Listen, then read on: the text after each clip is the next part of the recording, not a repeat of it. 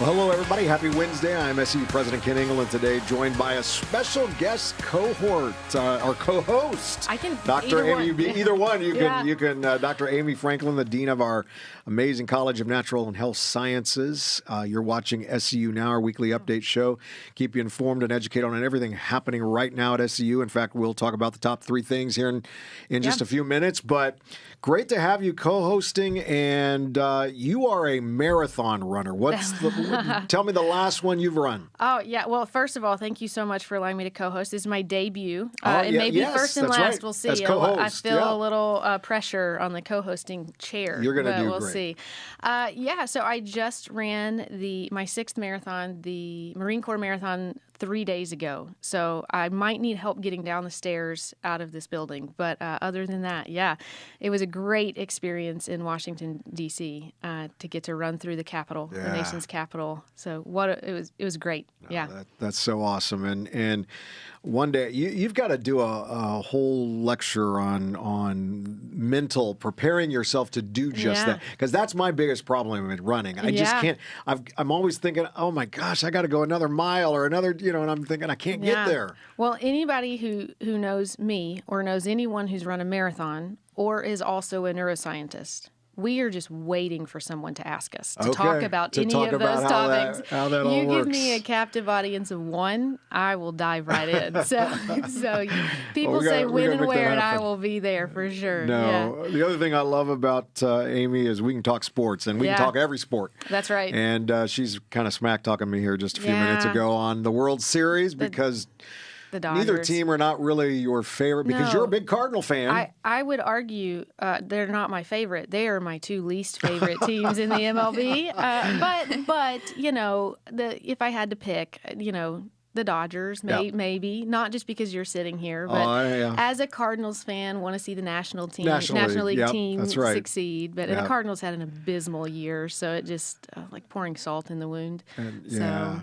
Cardinals, great team. I mean, great organization, not team this year. Okay, great organization. We'll find our way. We always do. We always do. No, exciting team though to watch. Through the years. You mentioned Ozzie Smith. Yeah, he did the backflip. Right? He did the backflip. Yeah. Yep. Ozzie Smith, favorite player as a kid, and then as an adult, teenager, that sort of thing. Yadier Molina, favorite player. Yeah. Number 4. That's why I picked number 4 and everything, because he was number 4. I even joked it didn't ever happen, but I was going to get the neck tattoos like Yadi had. Yeah. But I hated to see him retire. But he was I actually got to see him in Tampa Bay his last season, and they put him in as pitcher. So I got to see Yadier Molina, one of the greatest catchers of all time, pitch against the Tampa Bay Rays. Yeah. And I think he got a strikeout. So yeah, huge baseball fan. But I hope for your sake and for all the Dodgers fans that they don't blow the 3-0 lead. Last night, they didn't close the door last night. No, but they were using the bullpen to. It was a bullpen game, as Dave Roberts calls it. Yeah, they left the door cracked open, though. We'll see what happens. We'll see what happens tonight. Yeah, but we'll see what happens They're tonight. going to go back to L.A., and they're going to win it in front of the fans. Of course. So we'll see. Yeah. But you never know. Yep, fingers crossed for you. Hey, we have an exciting episode planned today. We're going to be talking about an incredible new project on campus known as Microgreens Grow House. And to fill us in on all the details, we have Karl with us today. He is the Director of Grounds Maintenance here at SEU. And Cameron Seidenstucker, an SEU student completing a practicum in the Grow House project this semester. Great to have you both on the show. Thank you. Thanks for taking time to come by. Well, let's dive into the conversation. Karl, get us started by talking about what the Microgreens Grow House is, the inspiration behind it. How'd you come up with the idea? I think you brought some show and tell a little bit too here. Yeah, I did a little bit it might be hard to describe, but the visual helps. So absolutely, thanks for the question. The Microgreens Grow House is a passion project that pairs indoor agriculture with a community initiative. And if you take the microgreens and if you look at what it does on an indoor grow house process, it's climate friendly. It reduces a carbon footprint that you might see with traditional agriculture. It does water conservation because we limit the amount of water that goes for each tray. It has absolutely no pesticides, and it's also completely organic because of that. And then when you take the the organic properties of it. You have this, health and wellness, a highly nutritious food. And so the idea, I would say, came from if I've been 35 years in horticulture, and also I've had a lifelong connection with community building. And so I felt the Lord show me when I was looking at the microgreens, I got encaptured by the idea. And he said, well, what's a better way to grow community except around the dinner table, around food, around nutrition and education to help people with self-sustainable opportunities for, a healthy community. No, that's great. Now, as a science representative here, we cannot pass up an opportunity to educate people. Can you tell me exactly what is a microgreen, and also tell us the capabilities of the grow house here on our campus? Absolutely. So microgreens is a condensed version of a mature plant. So if you take your seed germination broccoli or beets or chai or whatever variation, the start process is we put it in these 10 by 20 trays, and then we spritz it with water, put it in conditions that are compressed in the dark, and then that's the germination start process. And so from germination to harvest is 7 to 10 days generally. And so what happens in the microgreen stage, you're in seed leaf, and then you harvest before it goes to true leaf. So true leaf is the mature plant. So if you capture all of the nutrients inside of the seed leaf, you get more nutrients than you would have if it had matured or flowered or fruited. Yeah. And so broccoli is not the best thing for you.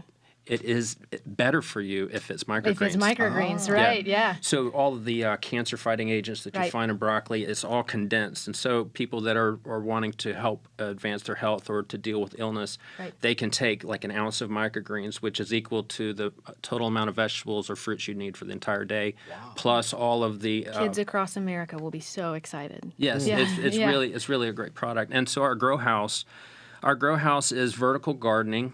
We have shelves inside of a controlled environment, and we have indoor lighting.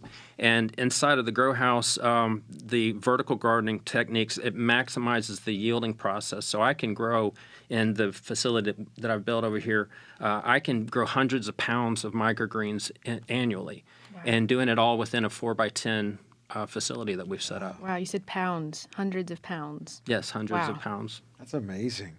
Cameron, talk to us about what you're doing and how you're completing your project in the grow house. What's going on with that? Okay. So I'm completing my project with a research partner, Madison, and we're doing a field study, a comparative study on microgreens. So broccoli actually is one of the microgreens, and 2 Florida native microgreens, these being Virginia pepperweed and dandelion. And what we're trying to do is, because broccoli is it's one of the most popular microgreens, and it's considered to be one of the most nutrient dense, we're doing a comparison between broccoli and those other 2 to see which 2 of them compares best in growth rate, shelf life, and then hopefully eventually nutrition, so that people from Florida can find something in their backyard that provides them like nutrients and things like that, just in a practical way. What are you studying? What's your major? I'm a biology major and a health sciences and business major. Wow. Yes. Excellent.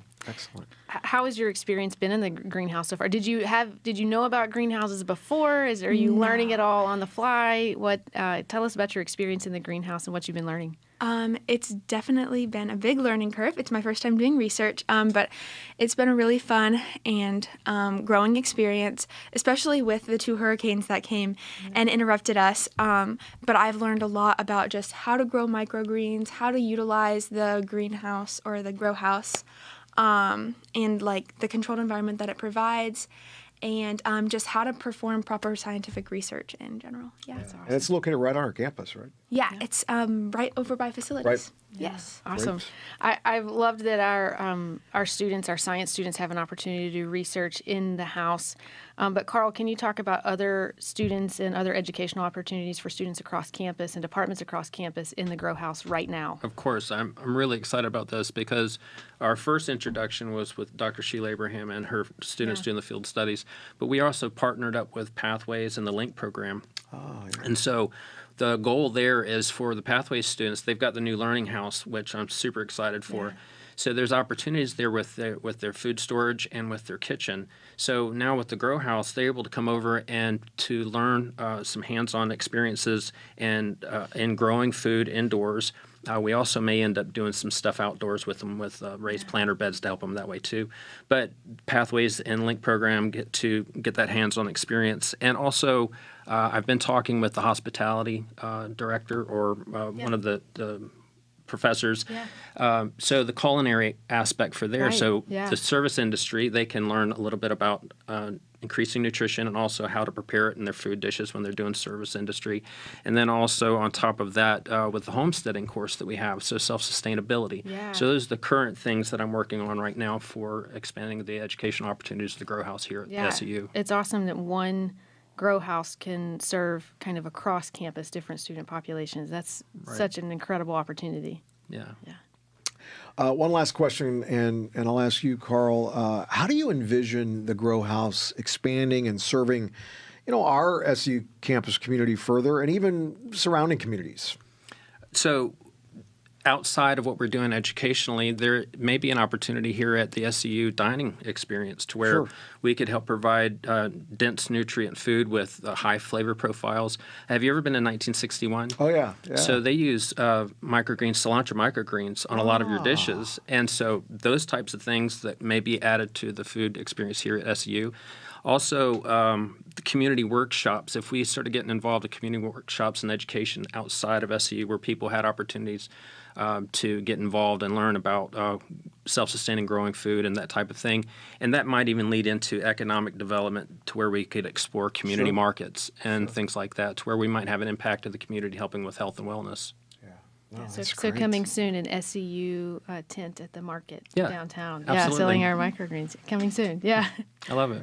Well, we're grateful that you both stopped by and shared with us a little bit more about the project and what's happening. And I assume we have several students kind of involved in it, which is great, and we want more. Right? Yes, absolutely. Right. Yes. Yeah, we just launched this. When was it? The beginning of the semester? Yes, me and Madison are the guinea pigs for the study. Yes. And they've been doing great. Yeah. It's been fun.